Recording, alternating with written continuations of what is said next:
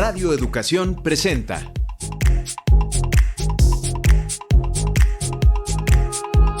Datos y hechos, información y análisis confiables.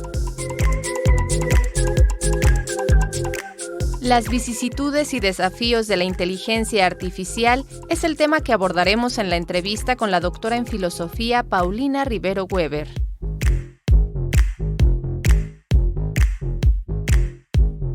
La niña que soy, el cambio que lidero en el Día Internacional de las Niñas. En el comentario semanal, el lamentable desprestigio del Premio Nobel de la Paz. La paz en Gaza, intrincados acuerdos para ningún ganador en asuntos internacionales. Deseamos que disfruten de la música seleccionada para esta emisión. Muy buena tarde, soy Alma Lilia Martínez y a nombre de todo el equipo de producción, le invito a que nos acompañe los siguientes minutos con lo más relevante de la información generada en esta semana. Usted puede ponerse en contacto con nosotros a través de un mensaje por WhatsApp al número 5512 33 29 15. Si nos escucha en Facebook o YouTube de Radio Educación, puede escribir un mensaje. Nos interesa su opinión. Ahora demos paso a la entrevista.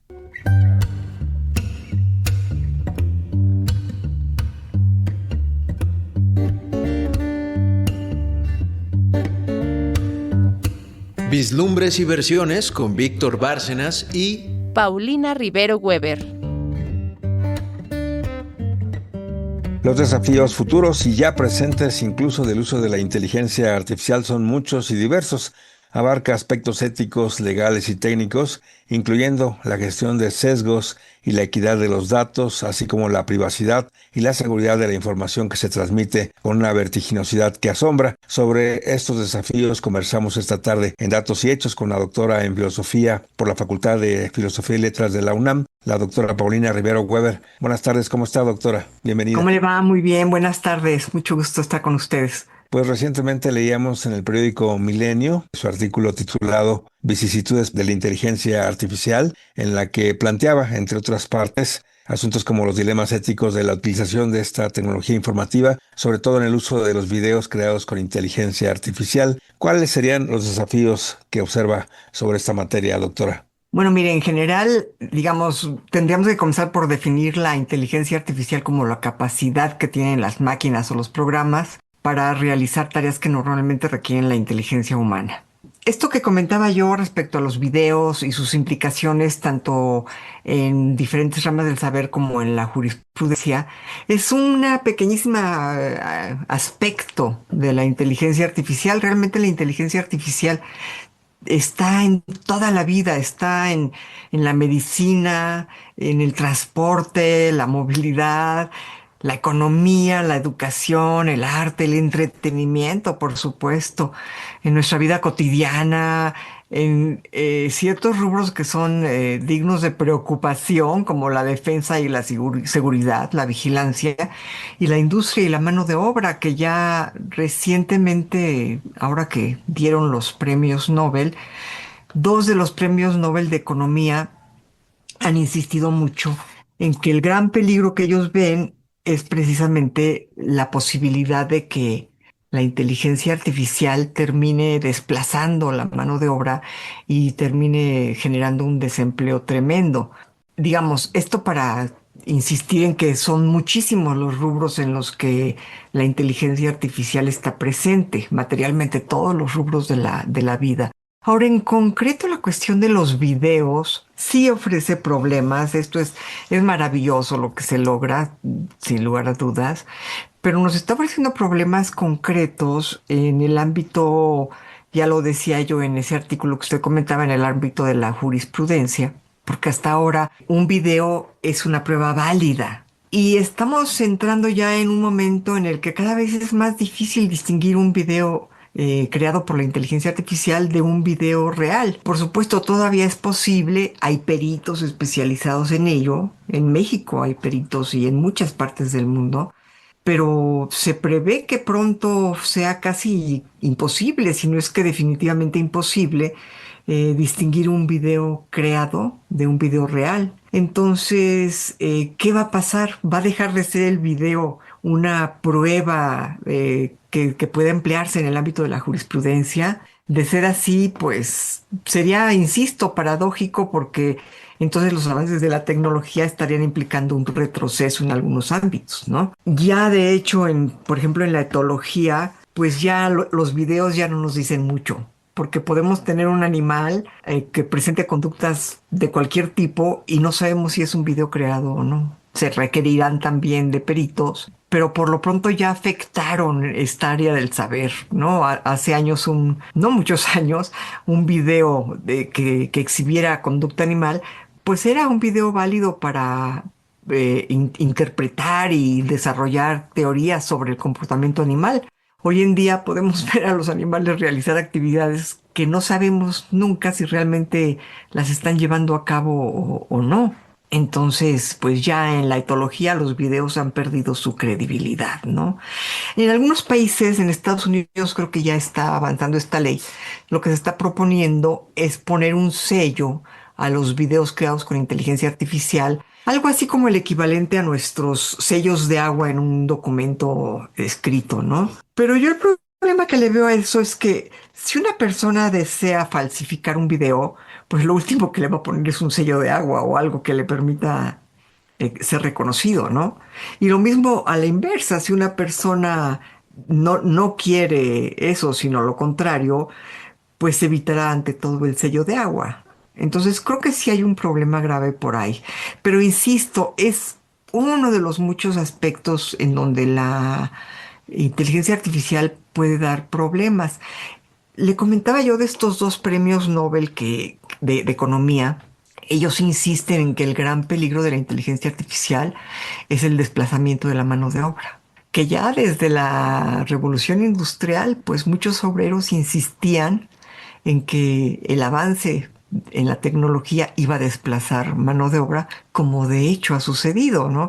El otro día estaba viendo un video del ensamblaje de carros en la planta de la Volkswagen en Alemania, y el carro materialmente llega a sus últimas etapas sin que una mano humana lo haya tocado. O sea, es ya al final que entra la mano humana, pero imagínese usted cuántos empleos desplazados puede haber ahí, pues cientos, miles, no sé cuántos, millones tal vez, ¿no?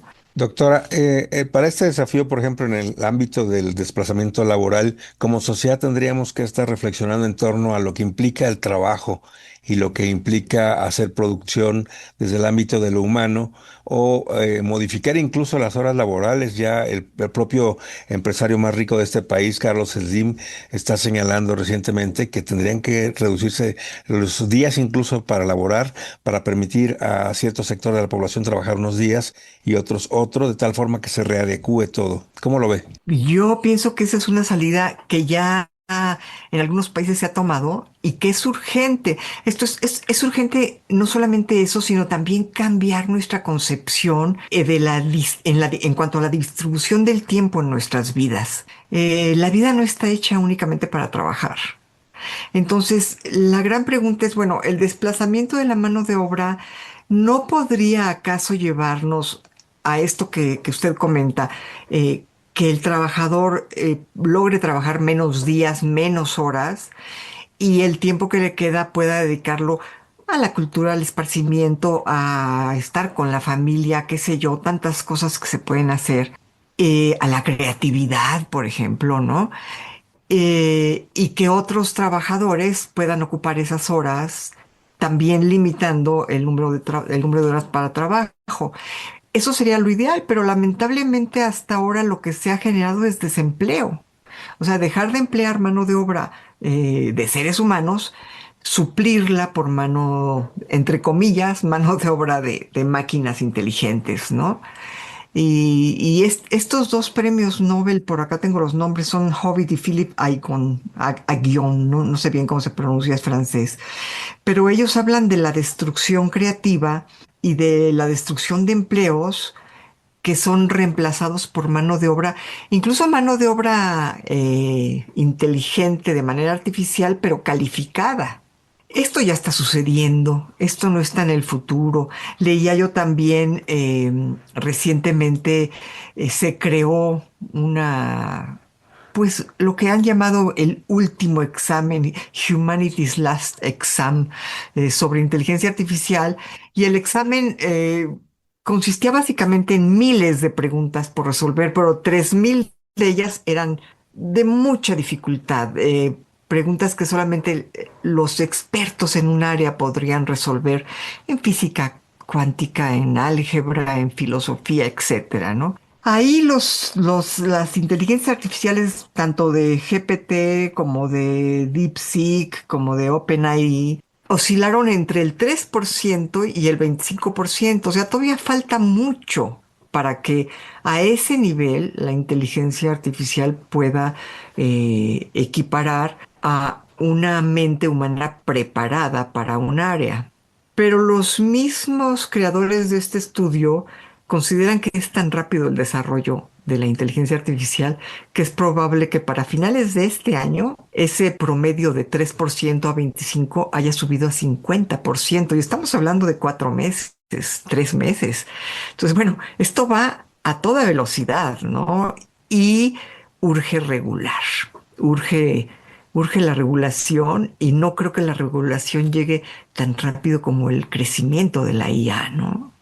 Al respecto de la regulación, pues también afecta a otros derechos como la libertad de expresión, la libertad de el uso de la información o incluso yo diría la libertad de dejarse engañar, porque hay gente que ve un video ya utilizado por inteligencia artificial, percibe que es inteligencia artificial, pero en la conducta individual lo da por cierto, lo da por hecho. Entonces eso es un autoengaño que nosotros estamos avalando de algún modo. ¿Hasta dónde puede llegar una legislación que implica esta parte tan ética del individuo de creer o no creer, aunque te estén regulando algo? Y esto de esta voluntad de creer, como bien señala usted, esta voluntad de creer lo que aún parece poco creíble, creo que tiene implicaciones bien fuertes cuando hablamos de política, ¿no? Finalmente el algoritmo permite distinguir de qué forma penetrar con cierto porcentaje de la población, de qué otra manera penetrar en otro tanto de la población, para convencerlo de ideas políticas que en el fondo el individuo sin esa información nunca hubiera estado convencido. Esto ya se ha visto bueno, recientemente en Estados Unidos se vio con mucha claridad cómo los algoritmos lograron incidir de manera bastante fuerte en las creencias de los votantes, ¿no? ¿Qué tanto podemos regular? Bueno, ya ha habido llamados de la UNESCO, el consenso de Beijing, y luego hizo unas recomendaciones sobre cuestiones éticas en el uso de inteligencia artificial. Ya hay intentos y llamados para regularizar, para legalizar, pero yo creo que aquí el problema es el problema que siempre enfrenta la ética, que es que los avances tecnológicos van bastante más rápidos que la regulación ética, ¿no? Pues ya en diferentes lugares hay autobuses que no son conducidos por una persona, que son autobuses en los que te subes y te das cuenta que estás en manos de una máquina, ¿no? Entonces, si ese autobús atropella a alguien, ¿de quién va a ser responsabilidad? O sea, estamos frente a muchísimos dilemas éticos que han surgido desde la inteligencia artificial. ¿Y qué tanto se pueden regular? Bueno, yo creo que depende de la conciencia que nuestros gobernadores tengan del brutal problema que se avecina. Y no quiero con esto decir que la inteligencia artificial sea algo negativo o malo. Yo creo que es una maravilla. Yo creo que la ciencia tiene que seguir su avance. La cuestión es el uso que hacemos de ella, ¿no? Y ahí en el uso es donde entran o deberían de entrar las normas éticas, ¿no? Ahora que menciona el uso ético de la tecnología, me recordó el asunto de la bomba nuclear. Los científicos realmente lo hicieron por el progreso científico y no para causar tal destrucción. Finalmente le preguntaría a manera de conclusión qué postura tener ante estos desafíos de la inteligencia artificial, una postura de miedo o una postura abierta para tratar de entender el fenómeno y coexistir con él. Bueno, yo creo que de miedo nunca. Yo creo que de miedo nunca. Yo creo que ni de miedo ni de satanización, digamos, sino de mucha conciencia de los problemas que realmente puede generar la inteligencia artificial, que son varios, y que tienen que ver con, como usted lo señalaba, la autonomía del individuo, con la responsabilidad ética del individuo. Entonces, ser muy consciente de estos problemas para insistir en que se pueda regular, se pueda aprovechar al máximo la inteligencia artificial sin que ésta implique un problema ético. Yo creo que es un reto enorme. Hay quien considera uno de los premios Nobel que le comentaba yo que estaba leyendo, el tercero, el que es muy positivo y no piensa que pueda desplazar la mano de obra y piensa que todo es una maravilla. Él también considera que el cambio tecnológico actual, en concreto la inteligencia artificial, es un cambio tan fuerte como lo fue, por ejemplo, la electricidad en su momento. O sea, es un cambio brutal que va a crear un nuevo paradigma, que va a revolucionar nuestra sociedad. Yo también lo creo. Y creo que por eso tenemos que tener mucha conciencia en cuanto al uso de la inteligencia artificial.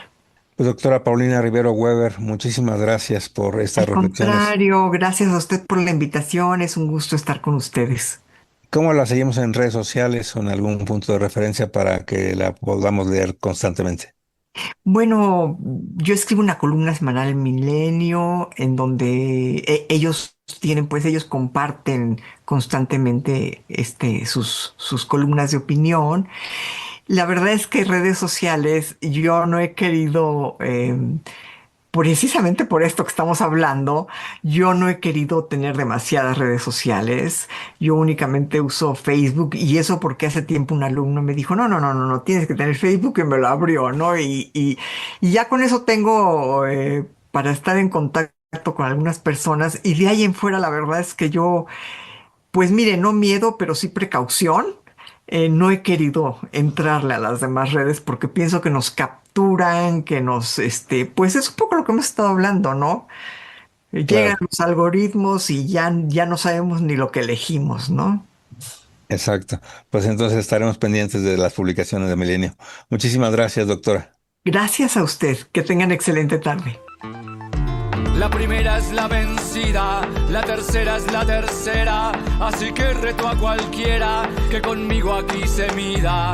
Quien acepte es un suicida, que se sobrevalora, porque nadie me vence ahora, ni el coplero campeón mundial, ni un rapero de freestyle, ni la mejor computadora. Ni la mejor computadora, lo dice usted que es un simple humano, se muestra tan ufano. Pero le llegó la hora, porque su ego lo devora y se cree superior a ultranza, pero con una muestra alcanza. Hoy, las bombas que crearon sus mentes son más inteligentes que los idiotas que las lanzan.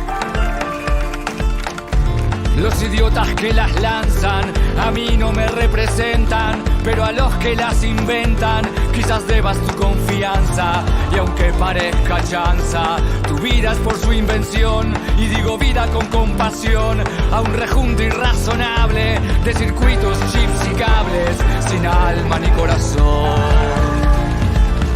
Sin alma ni corazón, mire justo quien lo dice. Cuando un baño localice, lávese la boca con jabón, porque es una aberración. Su moral atada con alambre, le picó en los ojos un enjambre, o solo es que no quiere ver que hay gente igual que usted, con sed y pasando hambre. Con sed y pasando hambre, y yo que tengo que ver si los que no hacen lo que hay que hacer son unos irresponsables, entre tanto impresentable. Una máquina me critica, sentimientos se fabrica sin saber lo que es un padre, y ni el día de la madre sabe lo que significa.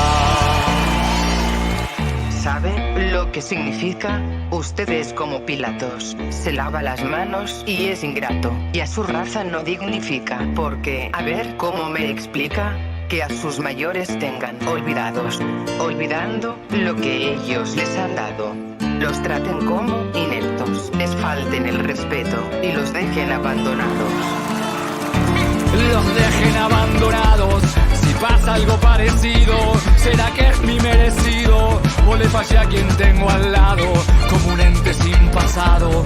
Cuestiona con alevosía, pienso luego existo, diría nuestro amigo Descartes. Pero tuvimos que pensarte, porque si no, no existiría. Porque si no, no existiría.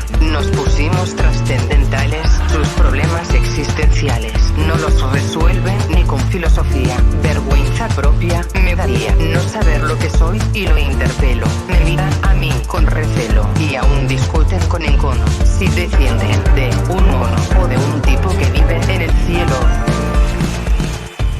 De un tipo que vive en el cielo. Agradecemos a la doctora Paulina Rivero Weber su análisis sobre la inteligencia artificial, que como ya escuchamos, está presente en nuestras vidas desde hace un buen tiempo.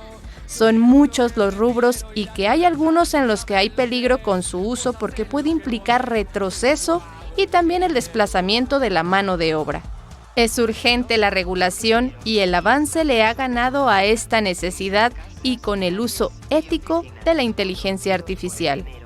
En la música escuchamos al Cuarteto de Nos, que es una banda uruguaya de rock alternativo conocida por su humor negro, letras filosóficas y crítica social.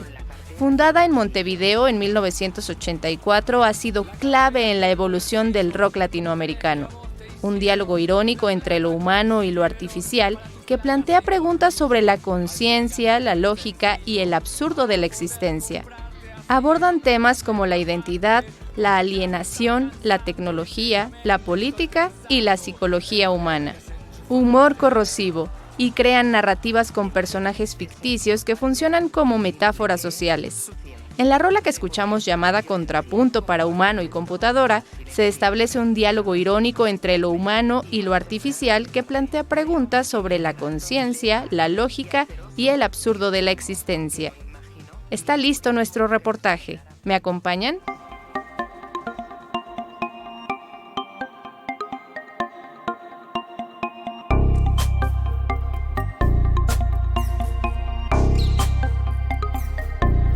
Conexión informativa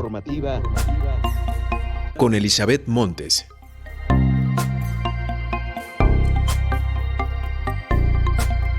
La niña que soy, el cambio que lidero. En el mundo, 122 millones de niñas siguen sin ir a la escuela. Además, sufren carencias en servicios sanitarios vitales y continúan estando expuestas a prácticas nocivas como el matrimonio infantil, la mutilación genital femenina, la violencia y los abusos. Estos datos del Fondo de las Naciones Unidas para la Infancia, UNICEF, ponen de relieve la importancia del Día Internacional de la Niña, que se conmemora cada 11 de octubre, con el fin de atender las principales problemáticas que afectan a las niñas y promover su empoderamiento. En nuestro país, en 2020, de acuerdo con el censo del INEGI, había 18.9 millones de niñas y adolescentes, lo que representa el 49% de la población de entre 0 y 17 años a nivel nacional. Por ello es prioritario garantizar los derechos de las niñas en el país, ya que siguen enfrentando situaciones como la pobreza, la violencia, el trabajo infantil y la falta de acceso a servicios básicos de salud. En el marco de esta conmemoración desde Tejiendo Redes Infancia, niñas superpoderosas reflexionaron sobre los desafíos que enfrentan, así lo comentó Karen, niña mexicana. Yo considero que el principal desafío que enfrentamos como niñas y adolescentes mujeres, pues es crecer en entornos donde aún pues predominan modelos de crianza que se convierten autoritarios, que están basados pues en el miedo, en el control o en la obediencia que se convierte en una obediencia que es ciega. Yo siento que estas formas de crianza pues son heredadas de generaciones anteriores y que se siguen transmitiendo desde la idea de que las niñas debemos de portarnos bien, no debemos de cuestionar y no debemos como de destacar demasiado, ¿no? Y en consecuencia, pues muchas niñas crecemos creyendo que nuestro valor pues depende de complacer o de cómo nos vean las demás personas y no de quiénes somos realmente nosotras, ¿no? También considero que este tipo de crianza pues afecta directamente la autoestima, porque pues impide que muchas niñas pues se reconozcan a ellas mismas como valiosas, inteligentes y capaces por sí mismas, y también pues limita mucho su autonomía al no permitirles pues tomar decisiones o expresar sus opiniones o aprender a poner sus propios límites sanos, pues está limitando esa autonomía que se debe de gestionar o de lograr en toda la niñez, y pues sobre todo pues frena su empoderamiento.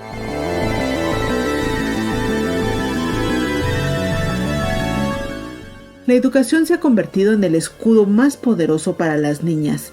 Garantizar este derecho no solo significa darles acceso a las aulas, sino a información que les permita tomar decisiones. Además, desde el Fondo de Población de las Naciones Unidas, se ha considerado a la educación integral de la sexualidad como una herramienta esencial para que las niñas y adolescentes ejerzan sus derechos, prevengan embarazos no deseados y vivan libres de violencias. Acerca de la relación educación y violencia de género, también dio su comentario Valerie, niña superpoderosa de Colombia y participante de Tejiendo Redes Infancia.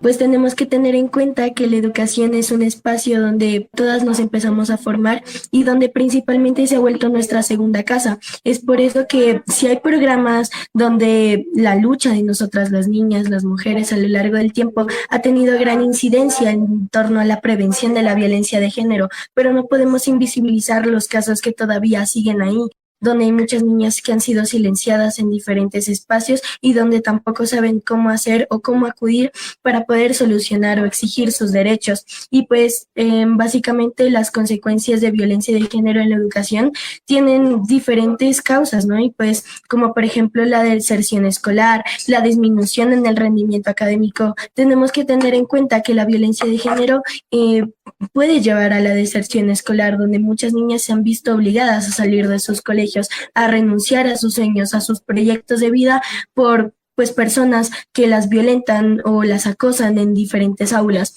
donde se supone que estos lugares se debe darles prioridad y la mayor importancia para que sean los mayores focos de paz, de seguridad.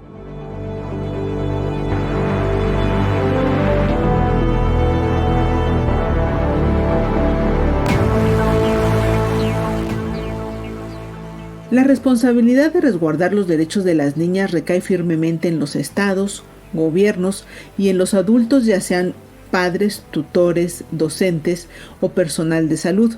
En ese sentido, el mayor compromiso de la ciudadanía debe ser actuar bajo el principio de privilegiar el interés superior de la niñez y así ser facilitadores para el ejercicio de sus derechos. Citlali Hernández, secretaria de las Mujeres, afirma que para lograr romper con los roles de género que aún se mantienen e impulsar el desarrollo de las niñas, debe fomentarse la igualdad sustantiva desde las aulas, objetivo por el que apuesta la nueva escuela mexicana. Esta nueva concepción de la escuela mexicana nos ayuda a pensar que el espacio educativo abonará muchísimo a que se rompan estos roles de género asignado, porque muchas veces desde la primaria, desde la secundaria, desde que empezamos a estudiar, se nos va clasificando a las mujeres en ciertas disciplinas y a los hombres en otras disciplinas. Y muchas veces se va construyendo esta idea de que las mujeres no solo no somos capaces, sino que no debemos estar pensando en estudiar ingeniería, ciencia. Se nos trata de asignar el rol prácticamente de solo estar en ciencias sociales, etcétera. Y bueno, la historia pues es muy clara en cómo ha ido avanzando el papel de las mujeres, rompiendo esos paradigmas, rompiendo esos esquemas. Y pienso que estamos en un gran momento en la Secretaría de las Mujeres, que además es la primera Secretaría de las Mujeres. Justamente lo que nos ha encargado la presidenta Claudia Sheinbaum es abonar y profundizar en esto que denominamos igualdad sustantiva. Gracias por tu escucha. Nos reencontramos el próximo viernes con otro tema de interés, aquí, en Datos y Hechos. Que nadie te persuada, que nadie te prohíba, que nadie deje en sus talones tu autoestima, que nadie siga a nadie si no le quieres seguir, ni tampoco que le sigan. que nadie juzgue tus relaciones, que se comprometan y luego te abandonen. Que te perdonen, no hay nada que perdonar, sí. Pa' ti me canta, que no te quiten tu libertad, que esa es tuya y tuya y tuya y de nadie más. Que no te quiten tu libertad, que tú eres tuya y tú tuyo y de nadie más. Hay que caer para levantarse, ya hay que llorar para reír de nuevo, ya hay que ser gigante, ya hay que ser grande y sincero. Tanto por hacer, tanto por ser, tanto por conseguir, que ya no quiero más que ser libre. Que no te quiten tu libertad, que esa es tuya y tuya y tuya y de nadie más. Que no te quiten tu libertad, que tú eres tuya y tú tuyo y de nadie más.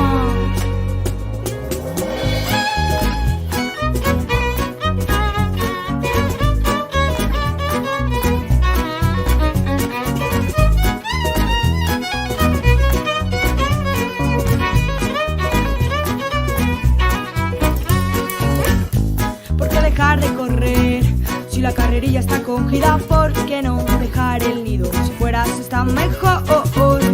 ¿Por qué dejar lo malo es bueno si no aportan en tu vida? ¿Por qué nos hacemos grandes y buscamos explicación? Por eso quiero yo ser libre y volar libre, y que tú seas libre también, también libre. Por eso quiero yo ser y volar libre, y que tú seas libre también, también libre. Y si la mona se viste de seda, o vístete tú como quieras, y que nadie te robe tus sueños ni cambie de hacer tus maneras. Que sin tus pasos no hay camino, sin los míos no hay vereda. Así que vive ahora que puedes, no vaya a ser que mañana no puedas, no puedas, no puedas. El mayor compromiso de la ciudadanía, gobiernos, docentes, familias, comunidades, debe ser actuar bajo el principio de privilegiar el interés superior de la niñez y así ser facilitadores para el ejercicio de sus derechos para llegar a la igualdad sustantiva, porque ese 49% de nuestra población infantil son nuestras niñas y tienen derecho a aprender sin temor, a jugar sin límites, decidir sobre su cuerpo, vivir sin violencia, a soñar y a que no se les impongan fronteras. La sociedad entera tenemos trabajo por hacer. En la música acabamos de escuchar Tu Libertad de Elenita Catá, una autora madrileña que intenta a través de la música compartir lo que aprende en este camino llamado vida.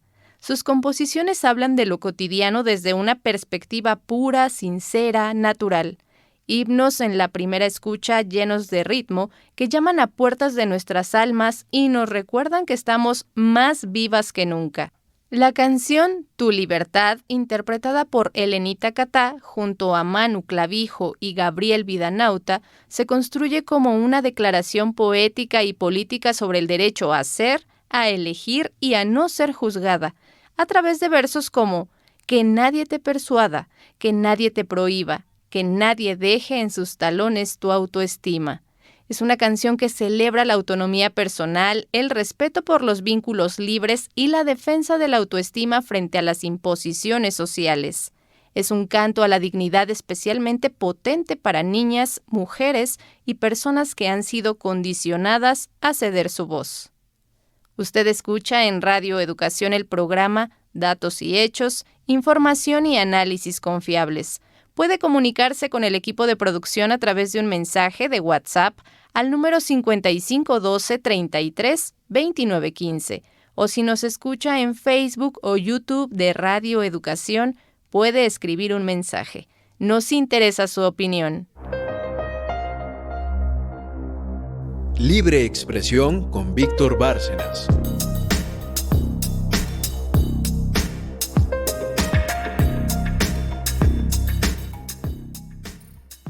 El lamentable desprestigio del Premio Nobel de la Paz.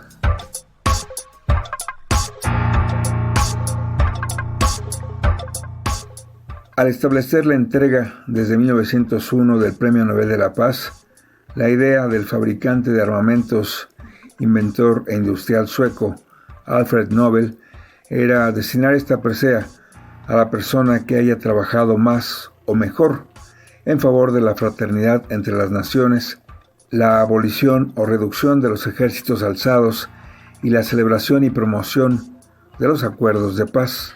Esa idea que justifica conceptualmente los alcances y las razones del Premio Nobel de la Paz en su origen y que quedó establecida en el testamento de Alfred Nobel desde 1895, con el transcurso del tiempo se ha reconfigurado hasta convertirse totalmente en algo casi diametralmente opuesto a las intenciones iniciales. Si Alfred Nobel reviviera y se diera cuenta a quién se le otorga ahora el Premio de la Paz que lleva su nombre, quizá moriría prontamente de decepción por el sinsentido que en los tiempos actuales tiene tal presea.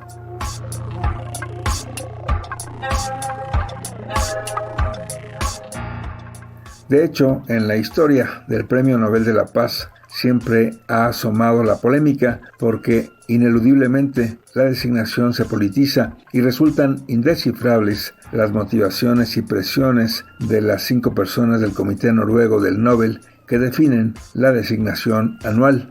Muchos personajes mundiales debieron haber obtenido el Premio Nobel de la Paz en su momento y sin embargo sus esfuerzos y empeños por consolidar la armonía y los procesos de pacificación en circunstancias específicas nunca fueron considerados por los 5 notables del comité designado por el Parlamento noruego.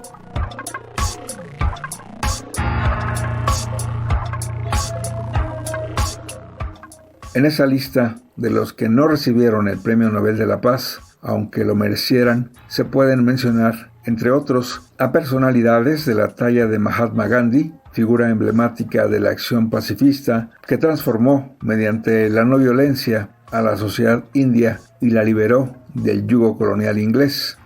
También se podría colocar sin duda en esta lista de los no premiados con el Nobel de la Paz a Eleanor Roosevelt, escritora, activista y política estadounidense, quien como esposa del presidente Franklin Delano Roosevelt luchó por la promoción de los derechos humanos y los derechos civiles de los afroestadounidenses, y también es recordada su labor por el impulso a los trabajos de la Organización de Naciones Unidas y particularmente la comisión que generó la Declaración Universal de los Derechos Humanos.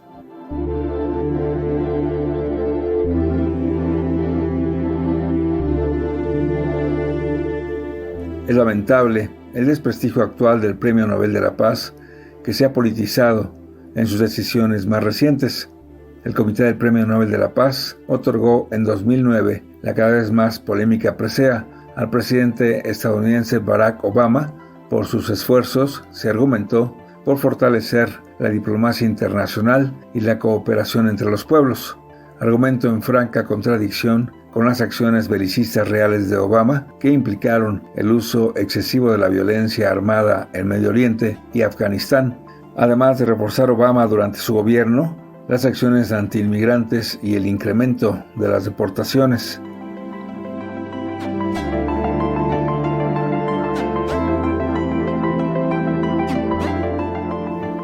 En esa línea de cada vez más desprestigio, este año 2025, el Premio Nobel de la Paz se anunció para Corina Machado, la líder de la oposición al gobierno de Venezuela, de Nicolás Maduro.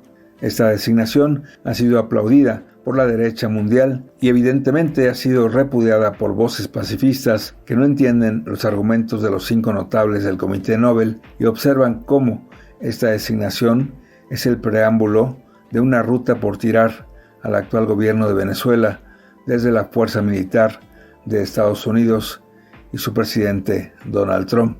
María Corina Machado ha pedido claramente la invasión militar de Estados Unidos para derrocar al gobierno de Maduro en Venezuela y ha pugnado por respaldar a Israel en su genocidio contra el pueblo palestino en Gaza, entre otras linduras nada ligadas a acciones pacifistas.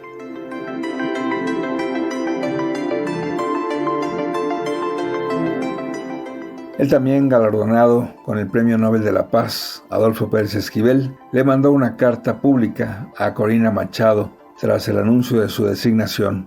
Le reprocha haberle dedicado su premio a Donald Trump y no al pueblo de Venezuela, y le exhorta a no aliarse con el agresor de Venezuela, recordando las mentiras que hubo en torno a la invasión militar a Irak que causó muerte y destrucción. Mentiras que hoy amenazan militarmente a Venezuela, entre otras razones, por el petróleo soberano que mantiene este país, alejado a los intereses y el control de Washington.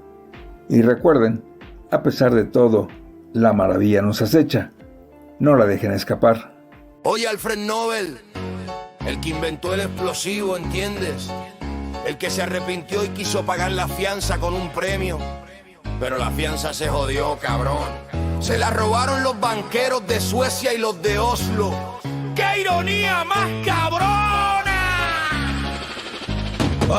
5 viejos desacoplados, con corbata y reloj caro, decidiendo la paz, que disparate, que descaro. Trump presiona por el Nobel, el megalómano, el payaso, el que vende las balas y amenaza con garrotazo, el que aboliría el habeas corpus, no sabe ni de qué habla, el mismo que cree que el mundo se pacifica con su labia. Y si a ese no le da, le dan a la Corina, la dama de la guabina, la que pide invasión, que invada la tierra de su vecina, la que celebró la masacre en Palestina, sin pudor ni vergüenza, la que apoya el genocidio y lo legitima, sin clemencia, esa golpista, sin moral, sin respeto, premian la calumnia, el golpe de estado y el decreto. El Nobel, el más deteriorado, sin validez, una basura, una excusa para lavar el crimen y pintar la sepultura. Dame un Nobel que tengo balas, dame un Nobel que vendí la sala. La paz es un fraude, una mentira, un pendejo. La medalla es un cheque en blanco para el que hace más despejo. De Oslo a Washington, del norte hasta la bota, el comité Nobel es la ultraderecha que rebota. Dame un Nobel para que veas como asesino, la banalización de la paz es el nuevo destino. Hablemos del otro invento, el de la economía, ese que no existe pero justifica la avaricia. El Banco de Suecia, el neoliberalismo en su salsa, diciendo que a los ricos hay que bajarle la mordaza. Y si preguntas te dicen no men y dicen que llueve. El truco está en el libreto para que el pueblo no se atreva. Kissinger, el otro Nobel, un criminal de guerra. Obama matando gente mientras la prensa lo entierra. Aung San Suu Kyi, la heroína represora de los Rohingya. Qué castigo más grande, qué asco, qué patraña. Colin Powell mintió con armas y no pasó nada. La división de poderes está completamente quebrada. Netanyahu en la cárcel debería estar, es un genocida, pero el sistema lo protege porque esa es la movida. Todo es un guiso, mi gente, una gran mentira, una brújula desmagnetizada que el imperio tira. Y la gente decente, la que suda la gota gorda, esa no sale en CNN, esa no la graba la gorda. La ultraderecha quiere una Palestina global, exterminar al adversario, ese es su plan total. Pero el sur tiene que hablar, coño.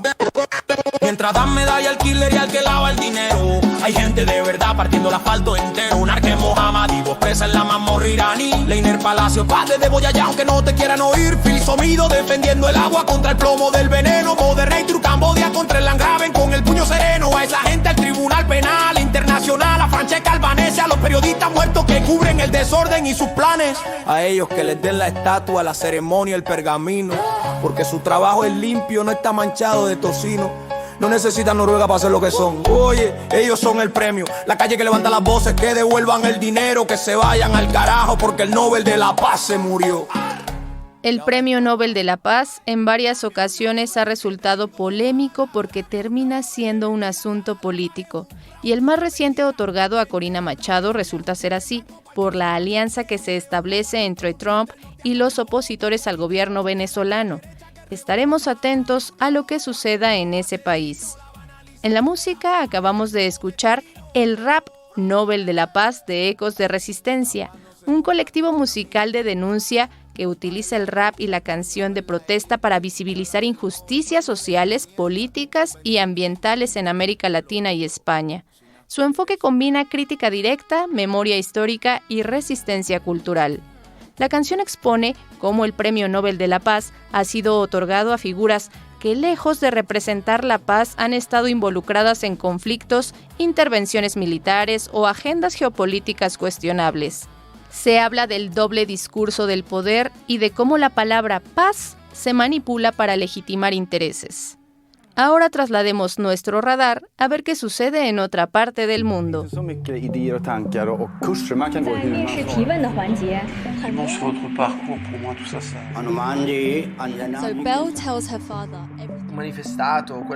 Pasaporte internacional a cargo de Ricardo Mercado Bravo.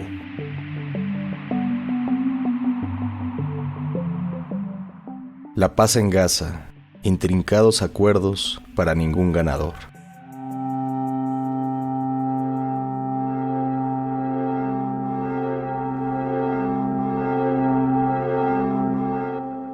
Este octubre ha traído sorpresas en el plano internacional, en especial el segundo cese al fuego en Gaza, lo que parece cimentar una paz duradera que le permitirá a los palestinos de la franja rehacerse en lo material y en lo sentimental. Un armisticio que ha provocado reacciones diversas en todo tipo de actores políticos y que vale la pena analizar, pues los relatos que vienen de ambos lados del espectro político sobre este conflicto bélico distan, de manera dramática, en sus conclusiones.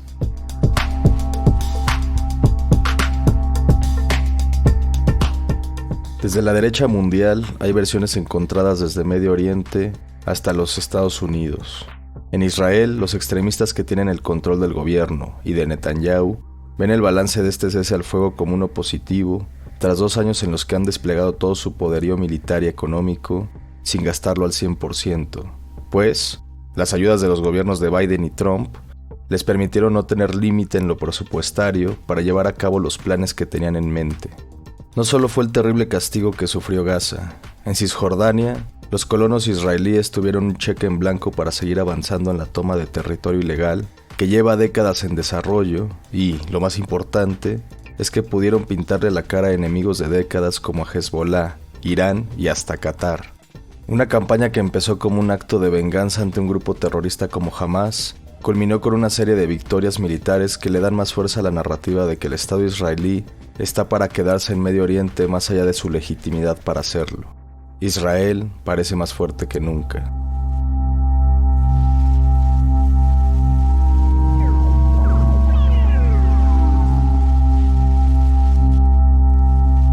En Estados Unidos, la derecha extrema de corte trumpista está dividida en 2 bandos.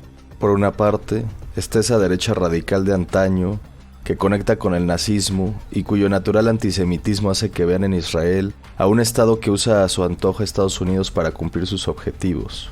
Tienen teorías conspirativas como la del poder judío mundial y ven en Jared Kushner, yerno de Trump, a un hombre con raíces judío-ortodoxas que malaconseja al presidente estadounidense. Esta derecha está feliz de la salida de Estados Unidos de la guerra, pero tiene una molestia perenne con su gobierno por la siempre estrecha relación que ha existido entre Israel y su país desde 1948. Por el otro lado del extremismo radical de derecha, se encuentran los cristianos evangélicos sionistas, de los que hablamos en específico en las pasadas semanas cuando se dio el funeral de Charlie Kirk, uno de sus indiscutibles miembros. En el imaginario de estos radicales, la presencia de un Estado judío en la tierra prometida es parte del plan divino, lo que ven como un paso previo necesario antes del regreso de Cristo. Adoran políticas que ha tenido Trump, como la de reconocer la soberanía israelí en los altos del Golán, o la de haber movido la embajada estadounidense de Tel Aviv a Jerusalén. Trump se mueve por estas aguas divididas, haciendo declaraciones que gustan a unos y a otros, y, por ello, esta tregua en Gaza le ha valido que ambos grupos la aplaudan en un momento muy complicado por el cierre de gobierno en Estados Unidos, que ha puesto a unas 750,000 personas en una licencia sin goce de sueldo y que se estima que desacelere la economía estadounidense, la que se espera que empiece a sufrir los efectos de los aranceles en los meses por venir.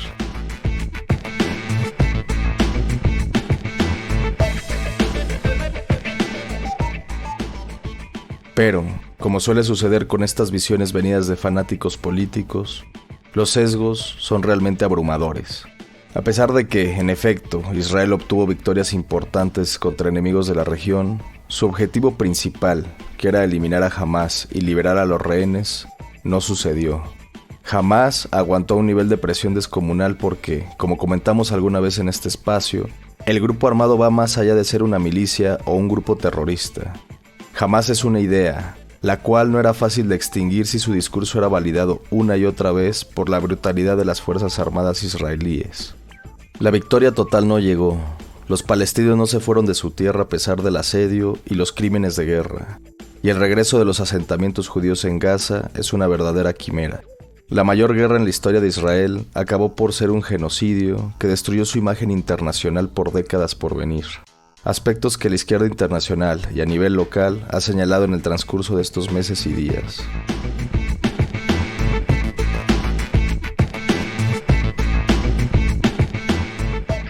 Entonces, ¿fue una derrota o una victoria para Israel?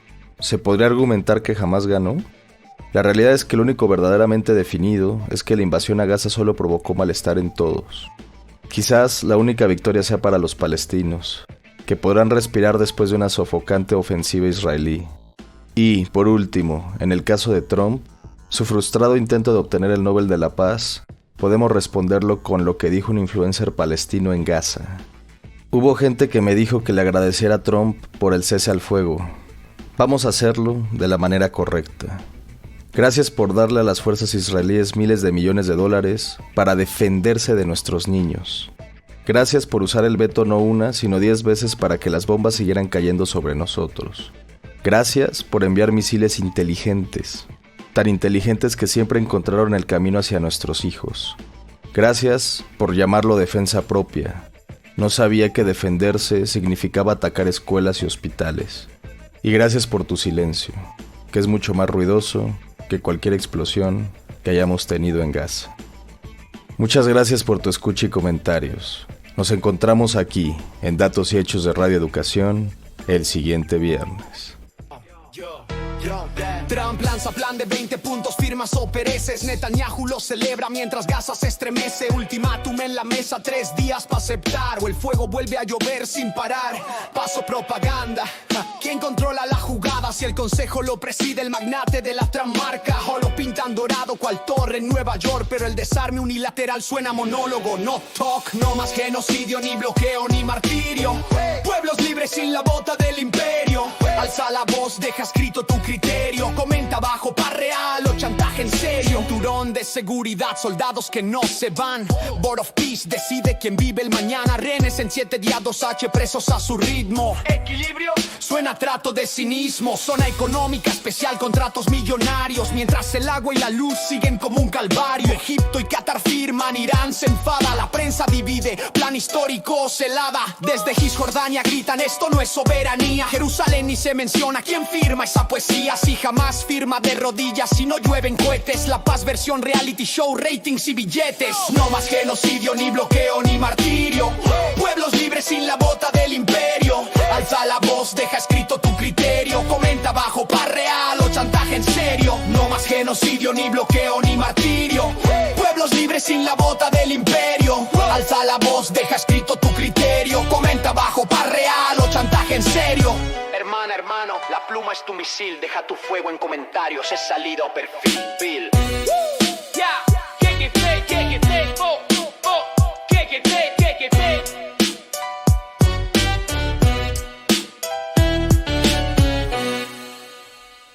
Deseamos que este segundo cese al fuego en Gaza sea, como dice Ricardo Mercado, para cimentar una paz duradera que le permitirá a los palestinos de la franja rehacerse en lo material y lo sentimental. En la música escuchamos el rap Paz o Trampa, Trump más Netanyahu, rap antigenocidio. El artista Chema rapea sobre la reciente tregua en Gaza, cuestionando si realmente se trata de un paso hacia la paz o una estrategia para encubrir crímenes y perpetuar el control. El estilo es directo, con versos como Crónica de una guerra anunciada y llamados urgentes como Paz ahora, que reflejan indignación y resistencia. @El Rap del Pueblo es un proyecto mexicano de rap noticioso encabezado por el artista Chema González, que convierte la actualidad política y social en rimas combativas con vocación educativa. Disponible en YouTube y TikTok, el canal ofrece cápsulas informativas en formato de rap, donde cada video funciona como un resumen crítico de las noticias del día. El proyecto se autodefine como tu resumen diario de noticias en ritmo de rap, información confiable, flow callejero. José Manuel Chema González, MC principal y creador de la propuesta, combina análisis político con lírica poética, utilizando metáforas, ironía y crítica directa. Su estilo es combativo, pero también reflexivo, con un enfoque pedagógico que busca despertar conciencia social. En los créditos también figura José Alberto Campos González, colaborador en composición y producción, lo que refuerza el carácter colectivo del proyecto. El Rap del Pueblo se consolida como una plataforma que articula música, análisis y denuncia, convirtiendo el rap en una herramienta de comunicación popular y resistencia. Llegamos al final de esta emisión. Si no pudo escuchar completo este programa, puede sintonizar el 1060 de AM, en donde a las 10 de la noche se retransmite. La esperamos el próximo viernes a la misma hora en Datos y Hechos, Información y Análisis Confiables, donde analizaremos lo más relevante de los acontecimientos nacionales e internacionales. Se despide Alma Lilia Martínez a nombre del equipo de producción.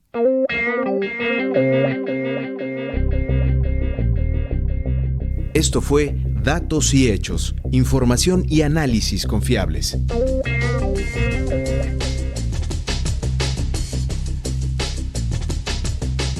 Participamos en este programa Servicio Social Jocelyn Reyes y Yael López. En el equipo de producción, Guillermo Lagarda Trillo, Erendira Salazar, Víctor Bárcenas, Elizabeth Montes, Ricardo Mercado Bravo, Sergio Bonilla, Alma Lilia Martínez y Laura Elena Padrón. Una producción de Radio Educación.